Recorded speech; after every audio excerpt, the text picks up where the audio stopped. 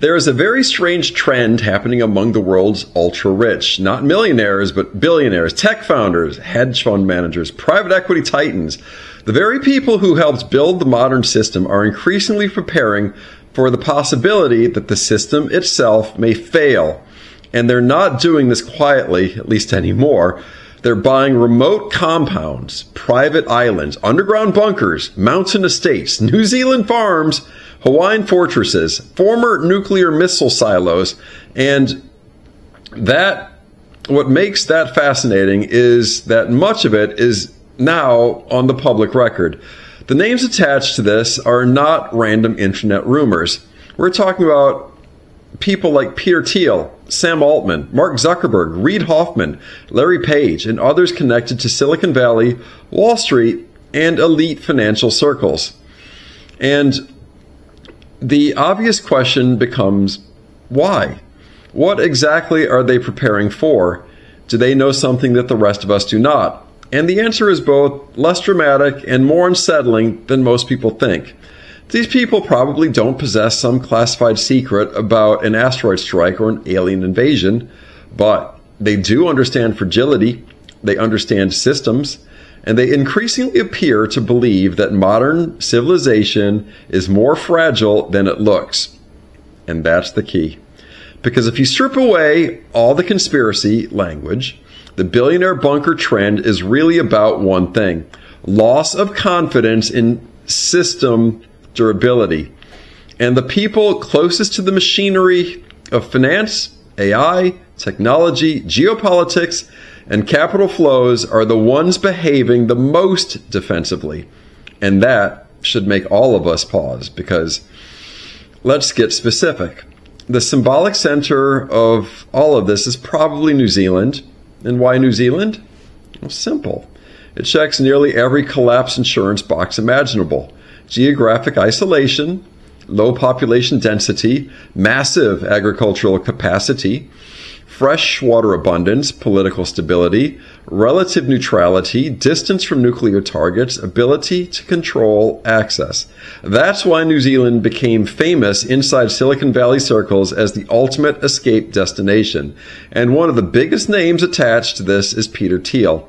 Thiel, reportedly, bought a 477-acre estate in New Zealand for roughly $13.5 million and sought to develop a highly fortified lodge-like compound embedded into the hillside. Why Thiel specifically matters is because he's not just rich, he's ideological. He has publicly spoken for years about state fragility, technological disruption, and the instability of democracies under stress. So when somebody like that quietly acquires remote survival geography, people notice. Then there's Sam Altman. And this is where it gets really interesting, because Altman himself discussed aspects of this publicly. According to interviews and reporting, Altman has admitted to stockpiling guns, gold, potassium iodine, antibiotics, batteries, gas masks, and water supplies, and reportedly stated that his backup plan involved flying to New Zealand with Peter Thiel if things deteriorated badly enough. Now, think about how extraordinary that is. The CEO of one of the most powerful AI companies in the world openly discussing escape contingencies. That tells you something psychologically important. The people accelerating technological disruption appear deeply aware that disruption can escape human control. And then you have Mark Zuckerberg. Zuckerberg's compound in Hawaii reportedly includes underground shelter systems, tunnels, independent energy infrastructure, and highly secretive construction protocols.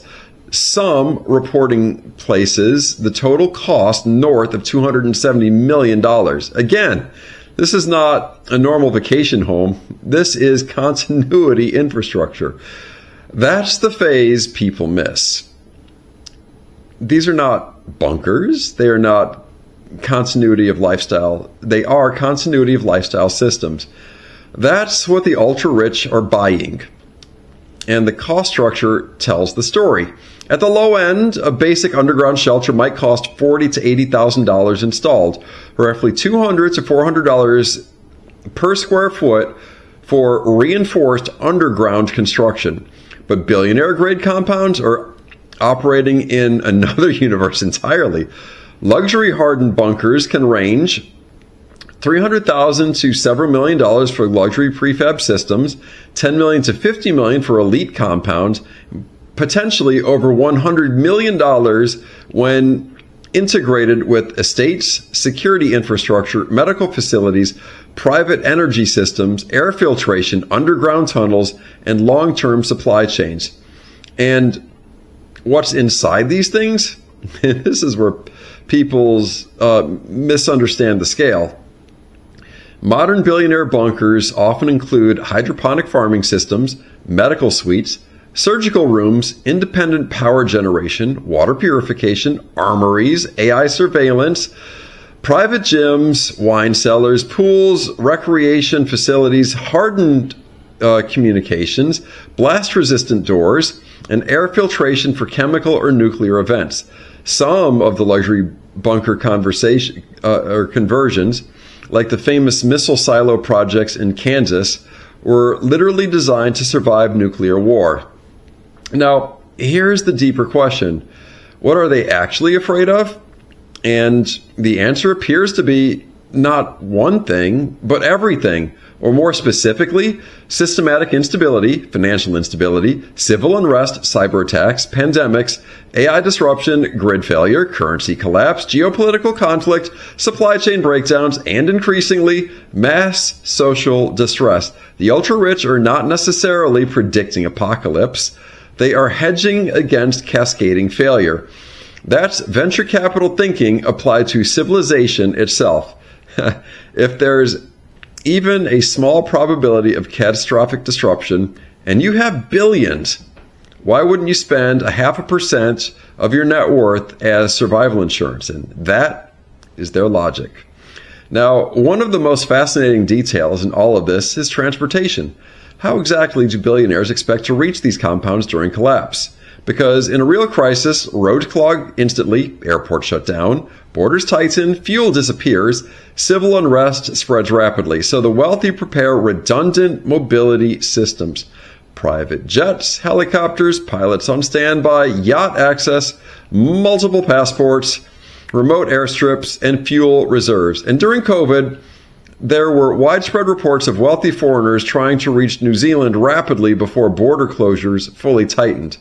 Now, let's address the big psychological issue nobody talks about. What happens after the food starts running low? Because bunker fantasies sound amazing until you remember human beings are involved. The biggest threat to billionaire bunkers may not be radiation, and it may not be famine. It may not even be disease. It may be hierarchy collapse inside the bunker itself. One of the famous discussions among Silicon Valley preppers reportedly revolved around a terrifying question. How do I maintain control over my security staff after collapse? Think about that, what that implies, because eventually the armed guard realizes he has the gun, the medic becomes indispensable, the engineer becomes critical, the mechanic becomes critical, the farmer becomes critical, and suddenly the billionaire may or may not be the most important person anymore. That's why some ultra-wealthy preppers reportedly explored automated security, remote locking systems, loyalty, and long-term compensation structures, because they understand something ancient. In a true collapse, practical utility outranks paper wealth. And that leads into medicine. This is the most overlooked part of all survival planning. People obsess over gold, silver, guns, ammunition, generators. But historically, medicine becomes the real currency of civilization collapse. Antibiotics become priceless. Insulin becomes priceless. Dental care becomes priceless. Minor injuries become fatal. That's why serious survival compounds increasingly include surgical equipment, pharmaceuticals, trauma supplies, sterile environments, and quarantine rooms, water sterilization, advanced filtration, medical refrigeration, and telemedicine capability. Because eventually somebody gets appendicitis or pneumonia or sepsis or an infected tooth, and suddenly your luxury bunker becomes a very expensive coffin. Now, here's the most important part of this entire conversation. What should normal people learn from all of this? Because most viewers are not billionaires. You're not building a $50 million New Zealand compound.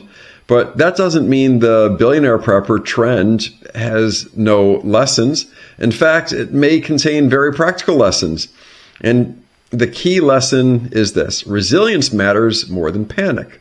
The ultra-rich are not preparing to buy 10,000 cans of beans and screaming about the apocalypse. They're preparing by increasing independence. And that's the real takeaway. Practical resilience looks like low debt, some cash reserves, food storage, water filtration, backup power, community relationships, medical supplies, self-defense capability, useful skills, geographic flexibility, strong health, strong family structures. In other words, anti-fragility, because the Bosnia survival stories from the 1990s taught us something critical.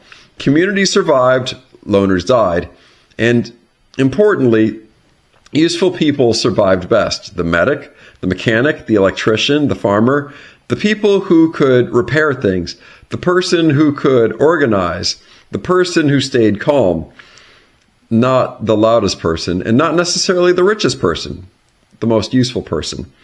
And that may be the ultimate irony of the billionaire bunker movement. The people with the most money on earth increasingly appear terrified that money alone may not save them. And that may be the most important signal of all. And now you know the rest of the billionaire bunker story and what we should take away from it. Build that stack. iBankerU. Good day.